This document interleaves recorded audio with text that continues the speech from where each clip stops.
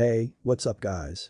Welcome back to our channel, where we talk about all things related to corruption, politics, and society. In today's video, we're going to reveal the top 10 most corrupt countries in Europe, according to the Corruption Perceptions Index, CPI. The CPI is an index that measures how corrupt the public sector of a country is, based on expert assessments and opinion surveys. The CPI scores countries from 0 to 100, where 0 means very corrupt and 100 means very clean. The CPI is published every year by Transparency International, a global organization that works to fight corruption and promote transparency. If you want to learn more about the CPI and how it works, you can check out the link in the description below. But before we get into the list, make sure you hit that like button and subscribe to my channel if you haven't already. And don't forget to turn on the notification bell so you never miss an update from me. Also, let me know in the comments what you think about these countries and their corruption levels. Do you agree or disagree with the CPI rankings? Do you have any personal experience or stories to share about corruption in these countries? I would love to hear from you and start a conversation. Alright, let's get started with the countdown. Here are the top 10 most corrupt countries in the world, according to the CPI. Starting off our list at number 10 is Kosovo, with a CPI score of 41. Kosovo is a partially recognized state in Southeast Europe that declared its independence from Serbia in 2008.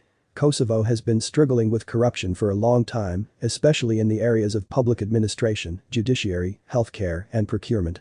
Some of the main causes of corruption in Kosovo are political interference, weak institutions, lack of transparency, and low accountability.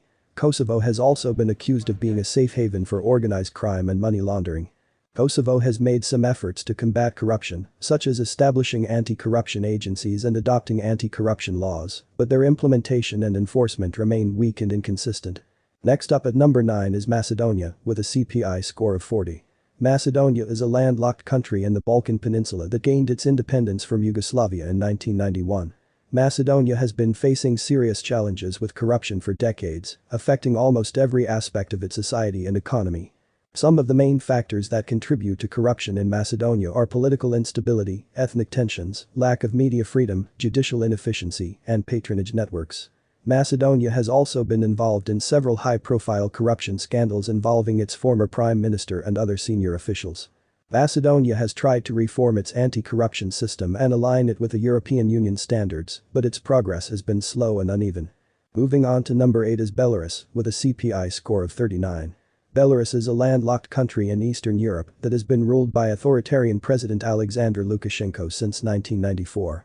Belarus is widely considered as one of the most repressive and isolated countries in Europe, with no respect for human rights, democracy, or rule of law.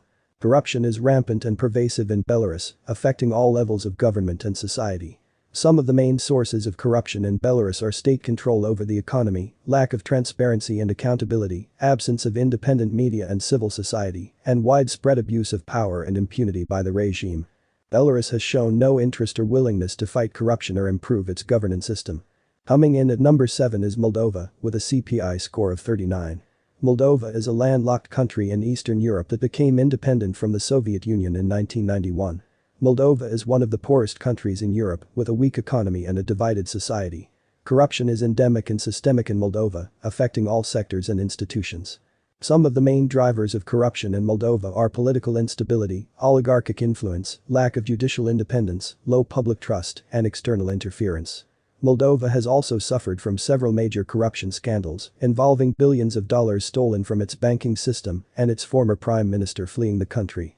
Moldova has made some efforts to reform its anti-corruption framework and cooperate with international partners, but its results have been limited and inconsistent. At number 6, we have Albania, with a CPI score of 36. Albania is a country in Southeast Europe that borders the Adriatic and Ionian Seas. Albania has been undergoing a transition from communism to democracy since the early 1990s, but it still faces many challenges with corruption and governance. Some of the main causes of corruption in Albania are political polarization, weak institutions, lack of transparency and accountability, and low public trust. Albania has also been affected by organized crime and illicit activities, such as drug trafficking, human trafficking, and money laundering. Albania has made some efforts to improve its anti-corruption framework and align it with the European Union standards, but its implementation and enforcement remain problematic. At number 5, we have Serbia. Serbia is the 5th most corrupt country in Europe, according to the CPI report. Serbia has a CPI score of 36 out of 100, which means it is perceived as highly corrupt by its own citizens and the international community. Corruption in Serbia is a serious problem that affects the everyday lives of its people and hampers economic development. Corruption in Serbia is an elaborate bottom-up system which effectively destroys institutions and the rule of law. According to the Fiscal Council's calculations, corruption costs at least 1.6% of the gross domestic product (GDP) per year. Corruption in Serbia affects all sectors and aspects of life, but especially public procurement, natural resource extraction, and the judiciary. Despite some progress in the investigation of high-level corruption cases, the implementation of anti-corruption laws is weak. Serbia needs to take urgent actions to improve its governance and accountability and to join the European Union. Fourth, we have Turkey, a country that straddles both Europe and Asia, but also faces both eastward authoritarianism and westward democracy. Turkey has a CPI score of 36 out of 100, which means it is also perceived as highly corrupt. Turkey is led by President Recep Tayyip Erdogan, who has been in power since 2003 and has transformed the country from a secular democracy into an increasingly Islamist and nationalist regime. Erdogan and his party, the Justice and Development Party (AKP), have consolidated their control over the parliament, the judiciary, the military, the media, and the civil society. They have also cracked down on any opposition or criticism, especially after a failed coup attempt in 2016. Thousands of people have been arrested, fired, or exiled on charges of terrorism, treason, or insulting the president. Corruption in Turkey affects every sector and aspect of life. It erodes the rule of law, the economy, the environment, and the human rights. For example, Turkey has been hit by a series of natural disasters in recent years, such as earthquakes, floods, and wildfires. Many people blame corruption for the poor response and recovery efforts by the government. Some also accuse the government of exploiting the disasters for political gain or personal benefit. Moving on, we have Bosnia and Herzegovina, a country that emerged from a brutal civil war in the 1990s that killed over 100,000 people and displaced millions more. Bosnia and Herzegovina has a CPI score of 34 out of 100, which means it is also perceived as highly corrupt. Bosnia and Herzegovina is divided into two entities: the Federation of Bosnia and Herzegovina (FBI) and Republika Srpska (RS), each with its own government. The country also has a complex political system that consists of 3 presidents representing different ethnic groups: Bosniaks, Muslims, Serbs, Orthodox Christians, and Croats, Catholics. This system was designed to ensure peace and stability after the war, but it has also created a fertile ground for corruption. Corruption in Bosnia and Herzegovina affects all levels of government and society. It undermines public services, economic development, social cohesion, and trust in institutions. For example, Bosnia and Herzegovina has one of the lowest vaccination rates in Europe, with only about 10% of its population fully vaccinated against COVID-19. Many people blame corruption for the lack of access to vaccines and healthcare. Some even resort to buying fake vaccination certificates or traveling abroad to get vaccinated. Next, we have Ukraine, a country that is struggling to break free from Russia's influence and join the European Union. Ukraine has a CPI score of 33 out of 100, which means it is also perceived as highly corrupt. Ukraine has been plagued by corruption for decades, especially after the collapse of the Soviet Union in 1991. The country's economy was dominated by a handful of oligarchs who controlled key sectors such as energy, banking, media, and agriculture. They used their wealth and power to bribe politicians, judges, and officials, and to evade taxes and regulations.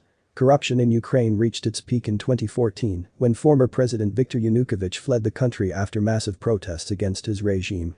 Yanukovych was accused of stealing billions of dollars from the state budget and living in a lavish palace with a private zoo and a golf course. Since then, Ukraine has tried to implement reforms to fight corruption and strengthen democracy. However, progress has been slow and uneven. Many corrupt officials and oligarchs still enjoy impunity and influence. The war with Russia-backed separatists in eastern Ukraine has also drained resources and created opportunities for corruption in the defense sector. Finally, at number 1, we have Russia, the largest and most powerful country in Europe, but also the most corrupt. Russia has a CPI score of just 28 out of 100, which means it is perceived as highly corrupt by its own citizens and the international community. Russia is ruled by President Vladimir Putin, who has been in power for over 2 decades and has amassed a fortune estimated at over $200 billion. Putin and his cronies control the state-owned enterprises, the media, the judiciary, and the security forces, and use them to enrich themselves and suppress any opposition or dissent. Corruption in Russia affects every aspect of life, from healthcare and education to environmental protection and human rights. For example, Russia has one of the worst COVID-19 responses in the world, with over 10 million cases and over 250,000 deaths. Many experts believe that these numbers are underreported and that the government has failed to provide adequate testing, treatment, and vaccination for its people. Instead, it has used the pandemic as an excuse to crack down on civil society and independent media and to spread disinformation and propaganda abroad. So, there you have it. As you can see, corruption is not only a moral issue, but also a social, economic, and political one. It affects millions of people's lives and livelihoods. It also threatens peace and security in the region and beyond. That's why we need to keep exposing and fighting corruption wherever we find it. We hope you enjoyed this video and learned something new. If you did, please give it a thumbs up and subscribe to our channel for more videos like this. And don't forget to share your thoughts and comments below.